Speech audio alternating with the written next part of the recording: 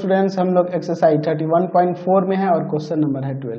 कह रहा है कि एक भोज्य पदार्थ में कम से कम 80 मात्रक विटामिन ए और 100 मात्रक खनिज होना चाहिए। दो प्रकार के भोज्य F1 और F2 उपलब्ध हैं। भोज्य F1 की लागत 4 रुपये प्रति मात्रक और F2 की लागत 6 रुपये प्रति मात्रक है। भोज्य F1 की एक इकाई में कम से कम 3 मात्रक विटामिन ए और 4 मात्रक खनिज है। F2 की प्रति इकाई में कम से कम 6 मात्रक विटामिन ए और 3 मात्रक खनिज है। इसको एक रैखिक प्रोग्रामन समस्या के रूप में सूत्रबद्ध कीजिए। उस आहार का न्यूनतम मूल्य ज्ञात कीजिए जिसमें इन दो भोज्यों का मिश्रण है और उसमें न्यूनतम पोषक तत्व है। तो चलिए हम लोग इस क्वेश्चन को थोड़ा पहले समझ लेते हैं। देखिए, एक भोज्य पदार्थ है जिसमें कम से कम 80 मात्रक विटामिन ए होना चाहिए और 100 मात्रक खनिज होना चाहिए। और हमारे पास दो प्रकार के यहाँ भोज्य उपलब्ध है, F1 और F2। जो F1 है उसकी एक इकाई की लागत 4 रुपये है और F2 है इसकी एक इकाई की लागत 6 रुपये है। F1 की एक इकाई में 3 मात्रक विटामिन ए होगा कम से कम और 4 मात्रक खनिज होगा। ठीक है। F2 की प्रति इकाई में यहाँ कह रहा है कम से कम 6 मात्रक विटामिन ए और 3 मात्रक खनिज होगा। इसे हमें रैखिक प्रोग्रामन समस्या के रूप में सूत्रबद्ध करना है और फिर इसका न्यूनतम मूल्य ज्ञात करना है इस आहार का जिसमें इन दोनों प्रकार के भोज्यों का मिश्रण है। तो चलिए हम लोग एक काम करते हैं, यहाँ पर सबसे पहले मान लेते हैं कि माना भोज्य F1 और F2, भोज्य F1 और F2 के इकाइयों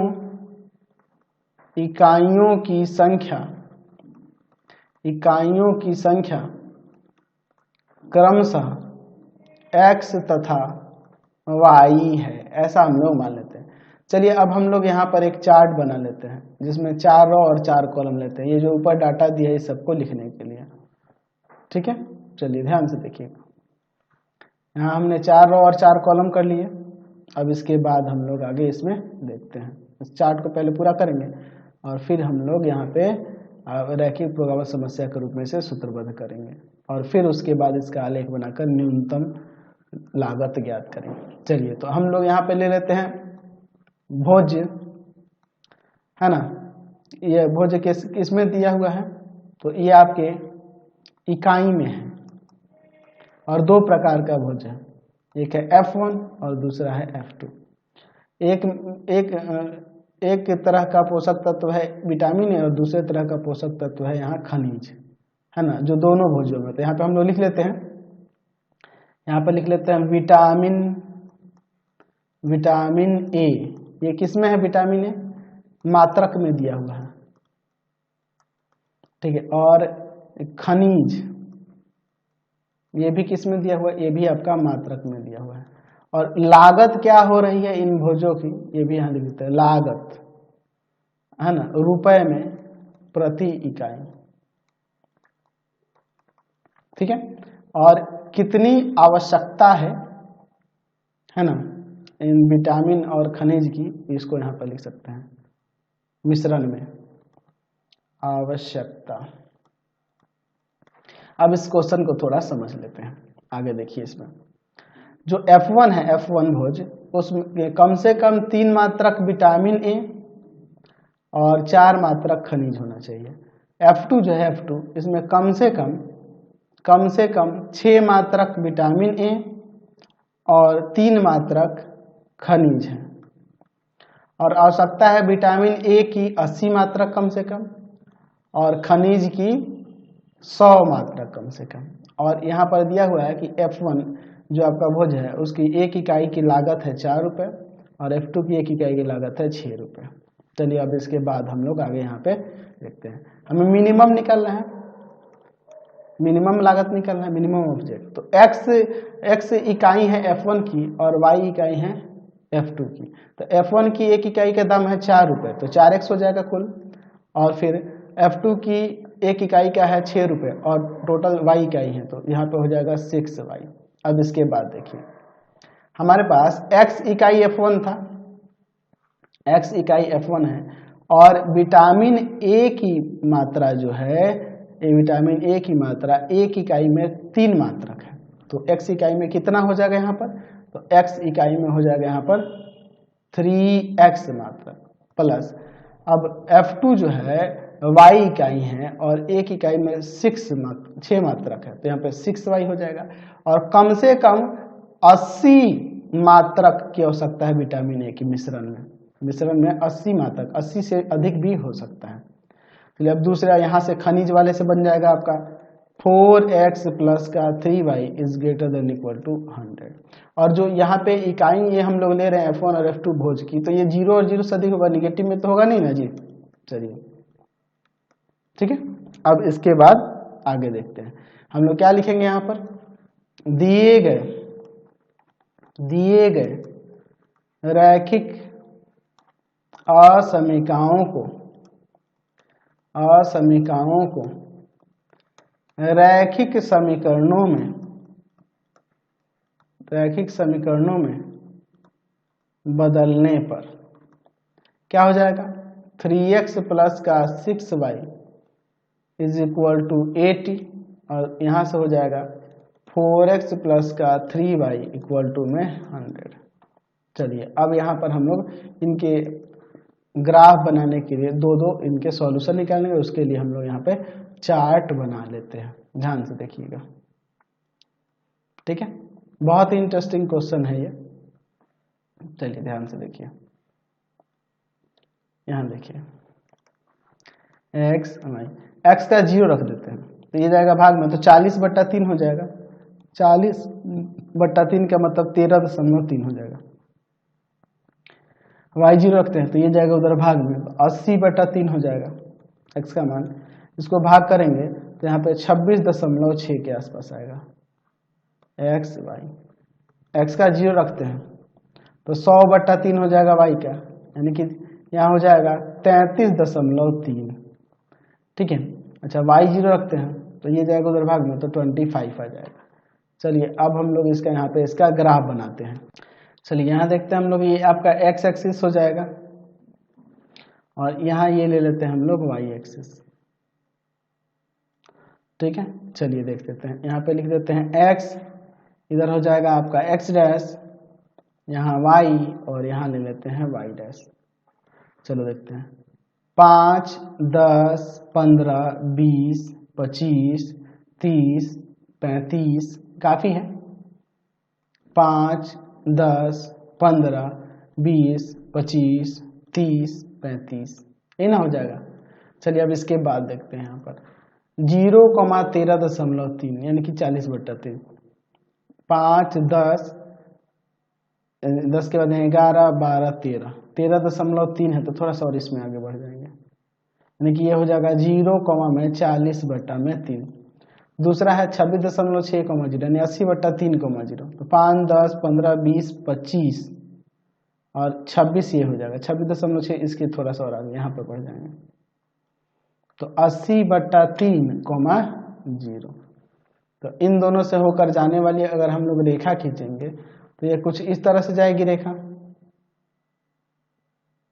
ये ना हो जाएगी जी। चलिए और इसका हम लोग यहाँ पर समीकरण लिख देते हैं। इसका समीकरण क्या होगा आपके पास, 3x plus 6y equal to 80। 3x plus का 6y इक्वल टू में 80। दूसरा देखिए, यहाँ पर दिया हुआ है 0 और 33.3, तो ये 5, 10, 15, 20, 25, 30, 31, 32, 33, 33.3 यहाँ पर हो जाएगा। ठीक है, 0,100/3। अच्छा दूसरा है आपके पास 25,0, तो 5, 10, 15, 20, 25 ये हो जाएगा 25,0। तो इन दोनों बिंदुओं से होकर जाने वाली अगर आप रेखा खींचेंगे तो कुछ इस तरह से खींचेंगे ना जी। ठीक है, ये ना हो जाएगा। चलिए ये आपका हो जाएगा, इसका समीकरण हम लोग लिख देते हैं। तो इसका समीकरण था आपके पास ऊपर 4x plus 3y equal to 100, 4x plus 3y equal to में 100।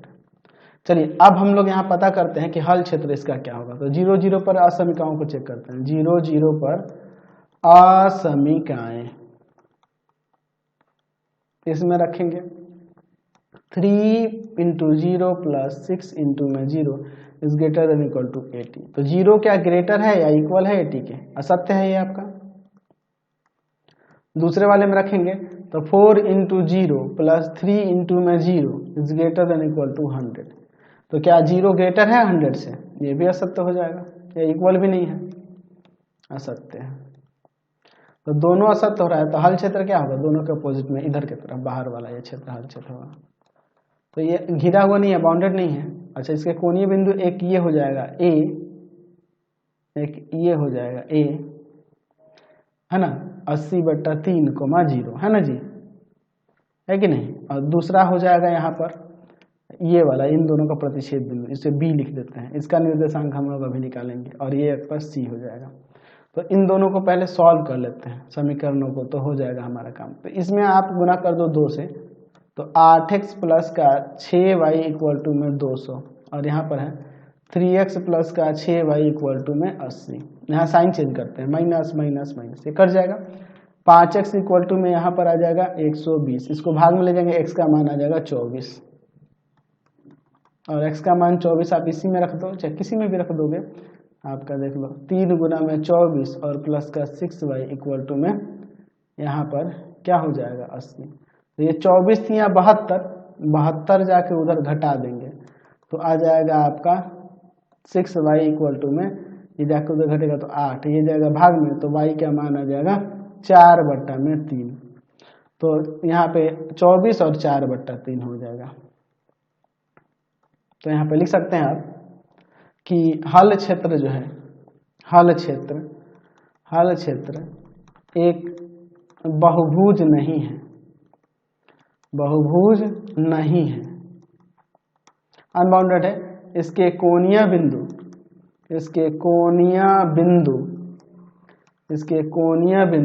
ए 80/3, 0, ठीक है। अच्छा, और बी 24,4/3 तथा सी 0,100/3 है। चलिए, तो अब इसके न्यूनतम मान के लिए हम लोग यहाँ पर एक चार्ट बना लेते हैं। तो यहाँ जो न्यूनतम मान निकालेंगे वो हो भी सकता है न्यूनतम मान, नहीं भी, उसका जांच भी हमें यहाँ करना होगा क्योंकि अनबाउंडेड क्षेत्र मिल रहा है। चलिए ध्यान से देखिएगा, ठीक है। इसके बाद हम लोग देखते हैं, ठीक है। यहाँ पर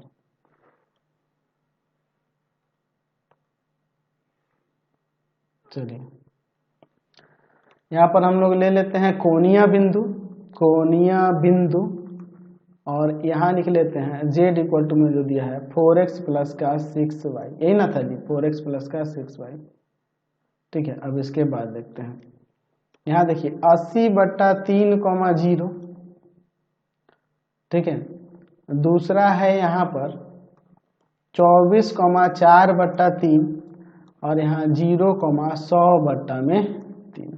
चलिए, तो ये देखिए यहाँ पर कितना हो जाएगा, यहाँ पर 8 चौका 32, 320 और भाग कर देंगे 3 से, तो क्या आ जाएगा 320 में भाग कर देंगे 3 से, तो यहाँ पे 106.66 आ जाएंगे। इसको इसमें रखेंगे तो 24 चौका 96 और प्लस में इसको रखेंगे 3 दूना 6, 4 दूना 8 हो जाएगा ना जी। चलिए, तो यहाँ पर इन दोनों को जोड़ेंगे तो 104 रुपये, इसमें ये रखेंगे तो यहाँ पे आ जाएगा 200, ठीक है। तो न्यूनतम यही ना हो रहा है, मिनिमम यहीं पे हो रहा है, मिनिमम एट कितना हो रहा है 24,4/3। तो यहाँ पे लिख सकते हैं कि हल क्षेत्र एक बहुभुज नहीं है, अतः z इक्वल टू 104 न्यूनतम मान हो भी सकता है और नहीं भी हो सकता है। न्यूनतम मान ये हो भी सकता है और नहीं भी। तो कैसे अब इसकी जांच करेंगे, तो यहाँ पे इसकी जांच देखिए है कि नहीं। यहाँ लेंगे हम लोग 4x प्लस का 6y is less than, minimum के लिए कर रहे हैं इसलिए लेस देन करेंगे 104। यहाँ से 2 कॉमन कर लेते हैं और डिवाइड में लेके चल जाएंगे, तो यहाँ 2x प्लस का 3y इज लेस देन 52 हो जाएगा। अब हम लोग इसे रैखिक समीकरण बनेंगे। दिए गए रैखिक असमीका को रैखिक समीकरण में बदलने पर, ठीक है, रैखिक समीकरण में बदलने पर क्या हो जाएगा, यहाँ से 2x प्लस का 3y इक्वल टू में 52। यहाँ पर हम लोग एक चार्ट बना लेते हैं इसके सॉल्यूशन निकालने के लिए, ठीक है। कम से कम 2 सॉल्यूशन चाहिए ना, तभी ना इसका आलेख खींचेंगे। चलिए हो गया। अब देखिए यहाँ x, यहाँ पर y, x का 0 रख देते हैं, x का 0 रखेंगे, ये जाएगा डिवाइड में, तो 52 में हम लोग भाग कर देंगे कितना से, 3 से ना, तो भाग करेंगे 3 से, तो यहाँ पे ये 17.3 है ना, 52/3 यानी कि 17.3 हो जाएगा। चलिए y का 0 रख देते हैं, y 0 रखेंगे तो इसको x को 26 हो जाएगा। तो 0,17.3 और 26,0, 0,17.3 और 26,0, 5, 10, 15, 20, ये 20 हो जाएगा। 17.3 है जी, 15 के बाद 16, 17, 17.3 यहाँ पे आ जाएगा। 0,17.3 यानी कि 52/3, ठीक है। अच्छा दूसरा है 26,0, देखो 25 ये है, और यहाँ ये जो है आपका, यहाँ पे ये 26.6 है, ठीक है। तो 26 इसके थोड़ा सा पहले यहाँ हो जाएगा, यहाँ पे होगा ना जी, यहाँ वाला बिंदु जो होगा यही आपका 26,0 होगा। तो इन दोनों बिंदुओं से होकर जाने वाली अगर आप रेखा खींचना चाहोगे तो यहाँ से कुछ इस तरह से जाएगी, इस तरह से जाएगी, और इसको हम लोग जानते हो कि डॉटेड कर दिया जाता है, क्योंकि यहाँ पे सिर्फ लेस देन था असमीका वाले समीकरण जो दिया था रैखिक असमीका वाला, इसमें सिर्फ ये डॉटेड ही जाएगा। तो यहाँ पे अब नीचे लिख सकते हैं, देख रहे हैं कि ये हल क्षेत्र से होकर नहीं जा रहा है, तो यहाँ पे लिख सकते हैं कि 2x plus 3y equal to 52 का आलेख हल क्षेत्र से होकर नहीं जा रहा है, अतः z इक्वल टू 104 रुपये न्यूनतम लागत होगा। यही आपका न्यूनतम लागत हो जाएगा, समझ गए। इसी तरह के क्वेश्चन, इंटरेस्टिंग क्वेश्चन आपके पूरे चैप्टर में दिए गए। फिलहाल इस वीडियो में यही रहने देते हैं, नेक्स्ट वीडियो में आगे क्वेश्चन देखेंगे। आपको हमारे 3 चैनलों को सब्सक्राइब करना होगा। पहला है पाथफाइंडर क्लासेस छपरा, दूसरा है आपके पास भारती भवन रविकांत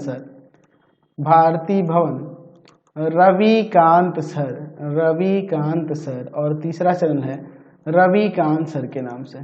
तीनों को सब्सक्राइब कर लेंगे, और इससे रिलेटेड वीडियो के लिए सीधे डिस्क्रिप्शन में इससे रिलेटेड नोट्स के लिए गूगल पे जाकर सर्च करेंगे www.ravikantsir.in, और यहाँ जाकर आप सभी क्लासेस के नोट्स और उनके PDF को सर्च कर सकते हैं, डाउनलोड कर सकते हैं। इंस्टाग्राम और फेसबुक पे जाके पाथफाइंडर क्लासेस छपरा को लाइक एंड फॉलो करना नहीं भूलेंगे। Thanks for watching the video.